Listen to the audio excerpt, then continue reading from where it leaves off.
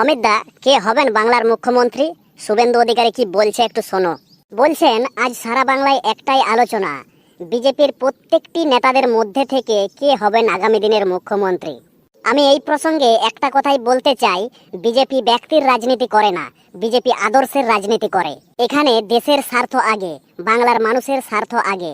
আমাদের দলে অনেক যোগ্য নেতা আছেন, অনেক পরিশ্রমী কর্মী আছেন, যারা বছরের পর বছর মানুষের জন্য লড়াই করেছেন। বাংলার মানুষ আজ পরিবর্তন চেয়েছেন।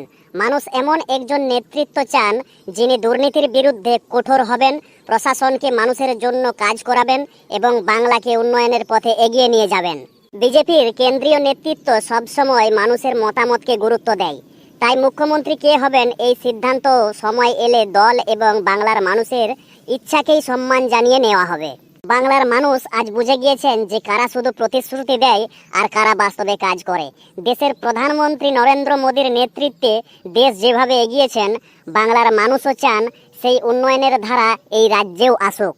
তাই আজকে মুখ্যমন্ত্রী পদের চেয়ে বেশি গুরুত্বপূর্ণ হলো বাংলার সুশাসন ফিরিয়ে আনা, দুর্নীতি বন্ধ করা এবং গণতন্ত্রকে শক্তিশালী করা। বিজেপির প্রত্যেকটি নেতা সেই লক্ষ্য নিয়ে কাজ করছেন। মানুষই শেষ কথা বলবে, আর বাংলার ভবিষ্যৎ ঠিক করবে বাংলার জনগণ। আমি বিশ্বাস করি আগামী দিনে বাংলা আবার দেশের সেরা রাজ্যগুলির মধ্যে নিজের জায়গা তৈরি করে নেবে। বাংলায় শিল্প আসবে, কর্মসংস্থান বাড়বে, শিক্ষা ব্যবস্থা শক্তিশালী হবে, বাংলার মানুষ আর পিছিয়ে থাকবে না।